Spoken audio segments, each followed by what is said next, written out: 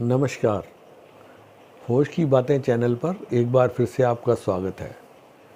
आज हम एक कहानी से शुरू करेंगे। कहानी कह सकते हैं, बोध कथा कह सकते हैं।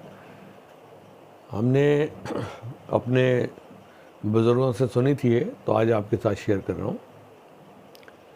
कहते हैं कि जब जीव 84 लाख योनियों में भटक रहा होता है, 84 लाख योनियाँ मतलब जितने भिन्न प्रकार के जीव जंतु इस दुनिया में पाए जाते हैं, कहते हैं सभी योनियों में एक एक बार जाने के बाद तब कहीं जाके इंसान का शरीर मिलता है।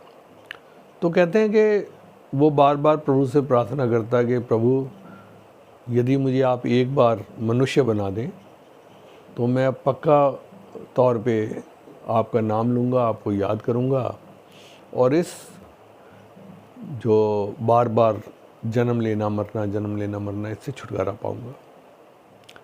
तो ईश्वर कहता है ठीक है, और उसको इंसान का जन्म मिल जाता है। लेकिन इंसान का जन्म मिलता है लेकिन गरीबी में। बहुत मेहनत करनी पड़ती है रोटी कमाने के लिए, खाने के लिए। सारा दिन मेहनत करता है, काम करता है, कमाता है, बच्चे पालता है। इसी उधेड़ बुन में, इसी भाग दौड़ में उसकी सारी ज़िंदगी चली जाती है और प्रभु कहाँ है, कौन है, इस बारे में उसको ना तो बोध ही होता है ना सोच ही होती है। जब मर जाता है तो ईश्वर उससे पूछता है, भाई क्या हुआ, मैंने तुझे इंसान का जन्म दिया था, बट तूने तो मुझे नहीं कभी याद किया, ना मेरे बारे में कभी सोचा, ना नाम लिया।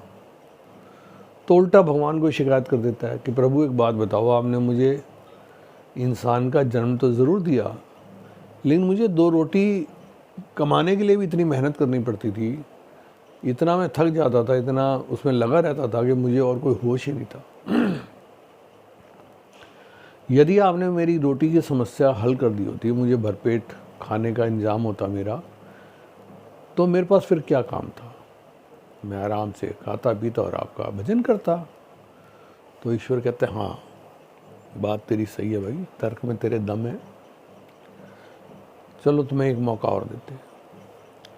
फिर कहते हैं एक मौका और देता है ईश्वर, तो जब हम जैसे लोग हैं जिनको रोटी की तो कोई समस्या नहीं है, ये नहीं सोचना कि सवेरे रोटी कहाँ से खाएंगे, शाम को कहाँ से खाएंगे, उसके बाद भी भगवान को नहीं ध्यान करते हैं, नहीं उसका नाम लेते हैं, कोई बोध नहीं होता है और एक दिन ये जीवन भी पूरा हो जाता है। उसके बाद भगवान पूछता है, भाई अब क्या हुआ, अब तो रोटी की कोई दिक्कत नहीं थी।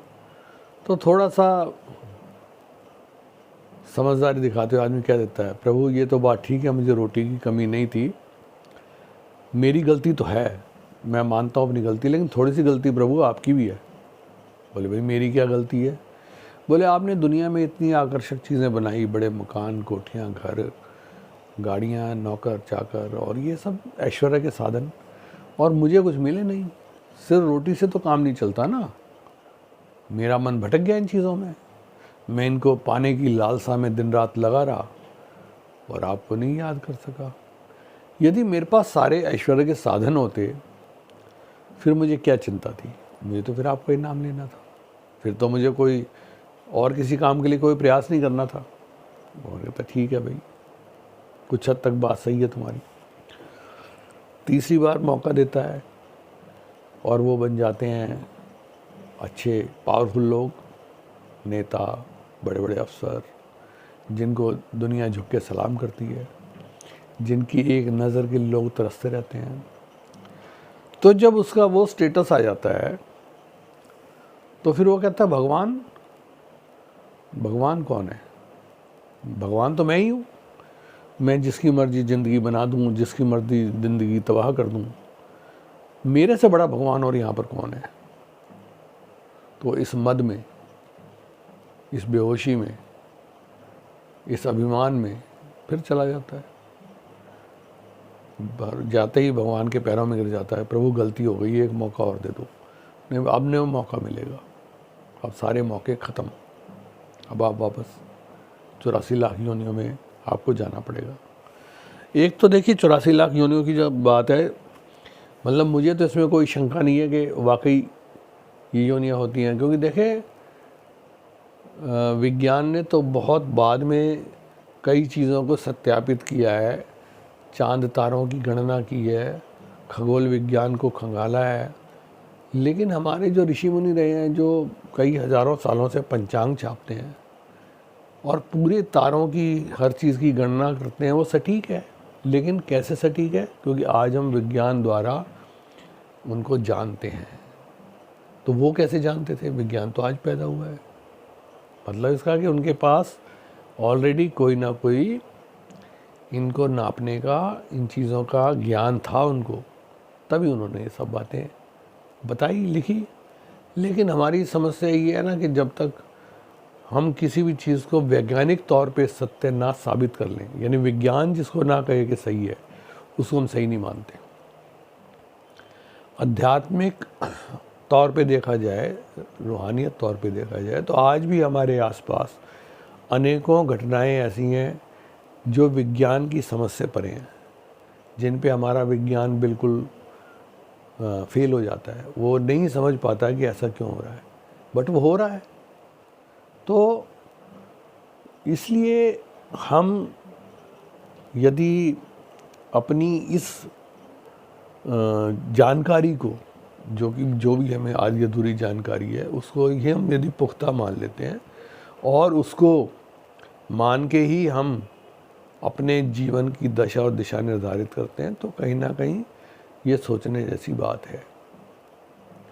हमारे जो ग्रंथ हैं, प्राचीन साधु संत हैं, सिद्ध पुरुष हैं। देखिए सिद्ध पुरुष जो है ना, ये एक होते हैं टावर की तरह, लाइट टावर होते हैं ये। और मैं समझता हूँ कि जब भी किसी साधु संत के पास, सन्यासी के पास जाएं, तो हमारे मन में उनके प्रति कुछ ना कुछ धन्यवाद का भाव होना चाहिए कि हमारे जीवन में, समाज में सकारात्मकता को वो इतना प्रसार दे रहे हैं। जैसे हम मंदिर में जाते हैं, तो मंदिर में सबसे बड़ी मंदिर की खासियत यही है कि मंदिर में आपको सकारात्मक ऊर्जा इतनी मिलती है कि आपकी जो नकारात्मक शक्तियाँ हैं वो नष्ट हो जाती हैं। मतलब यहाँ तक कहते हैं कि भाई सकारात्मक ऊर्जा मंदिर में इतनी ज़्यादा होती है कि आपको नंगे सिर नहीं जाना चाहिए, सर को ढक के जाना चाहिए। तो ये सब बातें यदि हम सिर्फ बातें समझे तो बातें ही हैं, और यदि हम इसको यथार्थ मान लें तो वास्तव में यथार्थ है। तो इसलिए हमारे को अपने विचारों को, अपने कार्यक्रम को, अपनी सोच को, अपने एक्ट को कहीं ना कहीं कुछ ना कुछ सुधारने की ज़रूरत है। इस पे हम ध्यान दें। और देखें, सबसे बड़ी बात यह है कि आपकी जो भौतिक संपत्ति है, भौतिक संपत्ति तो कोई भी इस्तेमाल कर सकता है, किसी की भी, लेकिन आप ये तय मान लें कि आध्यात्मिक संपदा आपको अपनी खुद ही कमानी होती है। आपके हिस्से का प्रकाश आपको खुद ही इकट्ठा करना पड़ता है, अपना दिया खुद ही जलाना पड़ता है। उसमें कोई आपकी मदद नहीं कर सकता, ना कोई घर वाला, ना कोई बाहर वाला। तो सबसे ज़रूरी ये है कि हम अपने हिस्से का प्रकाश खुद पैदा करें, अपने हिस्से का सच हम खुद ढूंढें, तभी वो हमारा होगा। क्योंकि भौतिक चीज़ें जितनी भी हैं, ये तो एक दिन मौत ने छीन लेनी है। जब हम मर जाएंगे तो कुछ भी हमारे साथ जाने वाला नहीं है।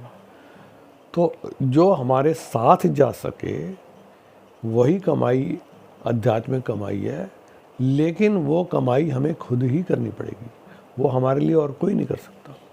तो इस बात पे थोड़ा सा ध्यान दें, तो मेरा ख्याल है कि हमारा काफ़ी हद तक सुधार हो जाएगा। आज के लिए इतना ही। धन्यवाद।